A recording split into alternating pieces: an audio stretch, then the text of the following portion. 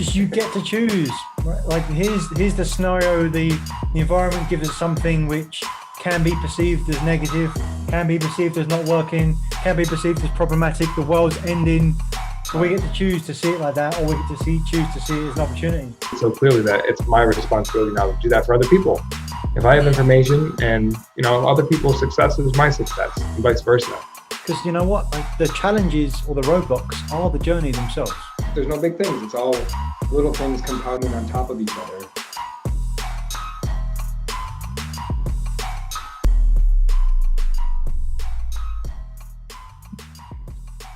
Coach, how are we doing today? We'll start with a question. How are you doing today? Today, a more full day in terms of delivery, showing up, which is great on one side. On the other side, I want to be really conscious about the time I'm inputting, and it changes around for me. What do I want my days to look like? And then even if I decide what my ideal day or week is, then after a while, I expect I'm going to want to change that anyway. But I guess that's fine. Like, is it better to have repeatable days where you work with X amount of clients, you have X amount of space, and you do that through the week? Or is it better to front load all clients or all space, or back load, center load? What does that feel like for you? Yeah, it's a great question. I might answer that by sharing a quick story first. I had a client show up today who has COVID. A couple of days ago, we got the word. So he did the call from his bedroom, and we didn't, obviously it's a different type of call than normal. So it wasn't so much business oriented, but what we did by the end of it is he's probably my number one client who engages with the call maximizer. So people not familiar with that, it is a tool that we use as kind of an agenda setter to make sure that we're focused on the right things during our time together. And for the past, there's 18 months of data in there for every single week and logging the activities. Wow. So it was cool I said, you pick a date and then I'll pick a date. And we'll go back and look at where we were at that many months ago. So he picked February, and then I picked one of November of last year, so almost 10 months ago. And it was just so cool to see the different distinctions of what we were working on then and how, what's come to light now. And I'm sharing that because things change over time. And I think I heard that in your answer with like, well, maybe it's okay if I want something different. I think that's part of it. Like, the more that we level up and the more intentional we are about the processes to get there, there's intentionality about that growth. And we can look back and see it looking back. It's easy to see it looking back, right? But when we're in it, it's like very difficult to say, I don't know, like, here's an ideal day, but is that going to change? What's going to move forward? Moving forward, how is that going to change? What's it going to look like? I don't think we have to have that answer. I think we have to know what's right for us right now, and then let the chips fall where they may in the future. So it definitely changes. And then if I could circle this into this topic I'm hyper focused on right now, like excellence, of like what is the best version of that? I think the best version changes over time. And I think you can also kind of see a pattern developing or an unfolding if you look in the past and see the progression, and you can almost predict or see where it's going in the future. Yeah, for sure. What jumped out for me then is I've got to remind myself I'm a recovering perfectionist, and to not be thinking about what is the ideal day, ideal time. It's just what's the right thing for right now. So that can be confusing to think about that. Well, what's your ideal day? And that's why it was challenging for me for a long time to think about ideal clients. So what do you mean? I can help anyone. So if I define it, then I also define how it's not. And there's some counteracting the antidote for that mindset figured out, but that's definitely where my mind goes. Like, oh, how do I want it set up? Like, what's the way I really want to set up? Oh, I don't know. No, like, that works or it doesn't work. And then, but it's because it changes. It's kind of like creating routines for children, especially really young children. It's like, well, okay, what's happening now? Let's figure out a routine for that. Okay, good. And the next day it's different. So what worked today doesn't work the next day, and then it's easy to think that you can't figure it out. But oftentimes, nothing to figure out. It's just to be where you are. Right. And then that's where, like, if you can zoom out the lens, then you see the patterns. Like, oh, well, I had to go through that period of uncertainty or period of trying this thing and knowing that didn't work out to arrive at this, or it does work out. It's kind of like, you and I recorded a conversation earlier today. New actions equal new results, right? So same action equals the same results. Just trying something new. Either you get what you expect or you get what you don't expect, but either way, it's information. So to your example, like, well, what's the ideal schedule, layout? I don't know. But if you feel where it's time for a change, try something new, try what feels right, and see how it goes, and then you can iterate from there. Yeah, so on James Clear's newsletter, which he sends out on a Thursday, and it's Thursday today, his 3 ideas he sends out each week. I really love that newsletter. And number 1 was, each day is a small lifetime. Live a good life today. So same thing. It's like, you just do for what's right for right now. Like, how do you win the right now? That's all you've ever got to win. As cliche as that sounds, but there's no, like something coaching all the time, there's no end point and you're done. It's always changing. So it's just, what do you need for right now, and how do you enjoy what you got for right now? That's it. I like to juxtapose that on last week's episode of, like, arriving, here we are in September talking about Q4. We are kind of talking about planning in the big picture. And here we're like, that's a zoomed out lens. This episode we're zoomed in. Like, what is it right now? What is it right now? Try something. And then, because it's always, right now is a microcosm of the overall big picture anyway. But there's, that's where the principle of consistency or trying new things, like, it all unfolds in a grander scheme. If you were putting something under the microscope to really get a good view of it, and you dialed it in so you could see it, you took that thing out and you put something else in and you looked it in, it will probably be blurry. You'd have to change and adjust that microscope for the particular thing that you're looking at. Yeah. Right? And it's not just further in, it could be further out. It's like, when you go in and it gets better and better and better, and then suddenly it starts getting worse again. Then you got to come back out again, right? It's like, there's a sweet spot. It's not more of the same. It's the right balance of the parts. It might not be that you need to be all the way in today. Maybe you need to be 20% out. Maybe you need to be 90% out. Maybe you do need to be all the way in. But you can't just guess at that and go, oh, I'm not in or I'm not out. It doesn't seem clear. You have to, then you can move it around, right? Just your microscope to get the view that you want to get. Adjust your microscope, and I might say, bring your life into focus. Yeah. Right. So we all experience that, where it's like, I don't know what it is. Like, what is it? Something has to change. I know that I feel uncomfortable, or I know there's something out there more or greater for me. What is it? Like, start tweaking. Does zooming out make it more blurry or more in focus? Okay. So that's information. So do the opposite if it makes it more blurry.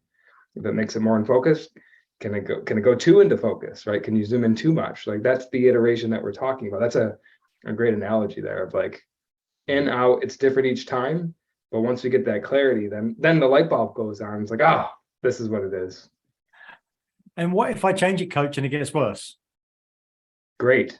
Because then you'll know, right? Then you'll know. Right. And you get to use that information to do something different. Yeah. Again, for a recovering perfectionist, and there's many of us out there, like, that's great, because why do something if it could potentially get worse? Well, if it gets worse, we have more information. But also the other part of that is, well, if it's already in a place where you don't want it to be, or it's not good, what have you got to lose? Tell me more about the term recovering perfectionist, because I feel like that will resonate with a lot of people. Maybe some people have heard it before, some people haven't. But what does that mean to you? What's a recovering perfectionist? I think a lot of us have tendencies to want to make sure everything is just right before we do anything.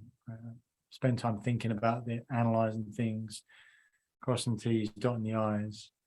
And whilst we think we're doing that work, we're just cycling the same things in our mind. Everything's got to be just right before I do something. And the reality is that's not how we live. That's not how we should live in order to make progress. That's certainly not how we should make decisions, because decisions are, by definition, not things that are able to get 100% clarity on. You just need enough information to move. So for me, recovering perfectionist is tongue-in-cheek way of saying that, like, I'm focused on action, not analysis. Whereas like a perfectionist is more is too focused on analysis. Is that what you're saying? Yes, everything's got to be right. It's got to be right. But most of the time, there are people which have a higher structure, which is really valuable in organization. But the difference between those two I just mentioned is that the person with a higher structure actually does the work to go through and create those things. A person that thinks they have a higher standard perfectionist is just cycling the same things in their mind, not actually doing the work to get out there. So it's a shortcut to say, all right, when I get to that place where I'm cycling, what should I do? Just throw it all out and do something. Yeah. Because you clearly haven't got enough information. And if you took that information and actually laid it out, like, all important decisions should be made on paper. If you took it out, you probably had to figure it out pretty quick. You create clarity. I haven't laid it out. It's like people say, I don't know what to do.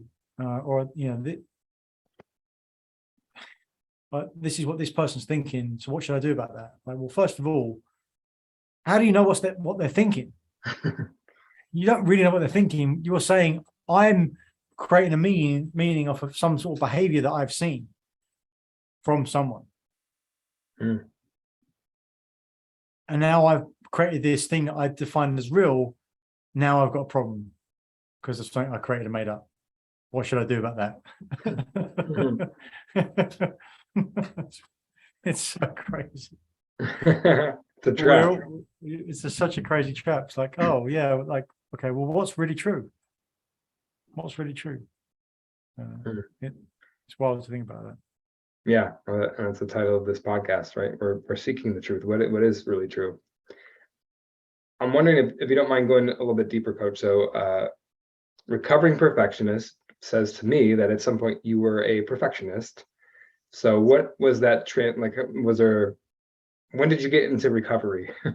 when was that period? Was it after coaching? Was it before coaching? Was it while you're in the corporate world? Like, when did you make that transition to perfectionist to recovering perfectionist? Yeah, somewhere towards coaching. It was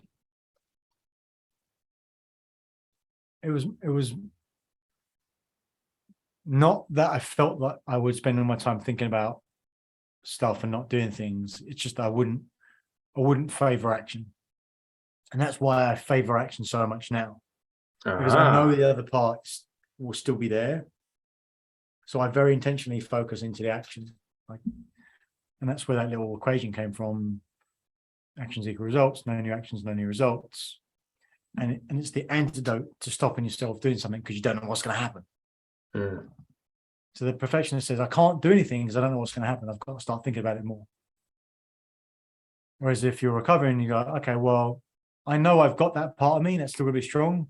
So I can push into the other area. And the worst that's going to happen is I'm going to get some more information.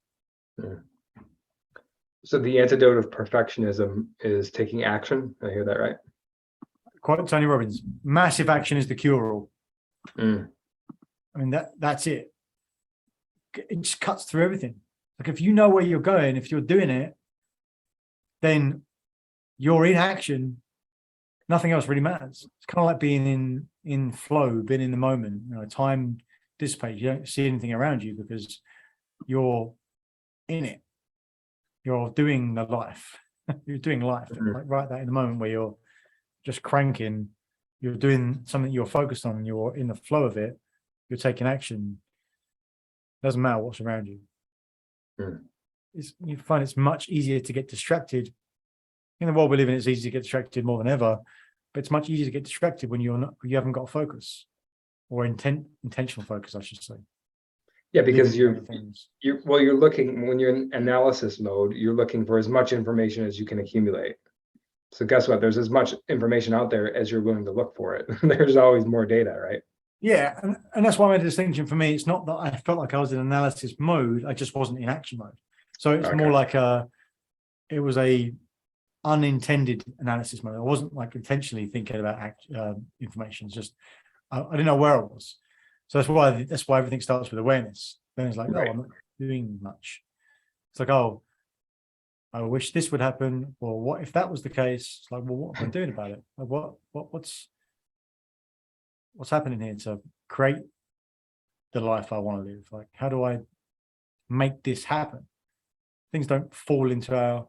I remember back in the days, back in my banking days, and back in London, loads of things would change all the time, and I observed that people would get worried about losing their job or getting right sized, downsized.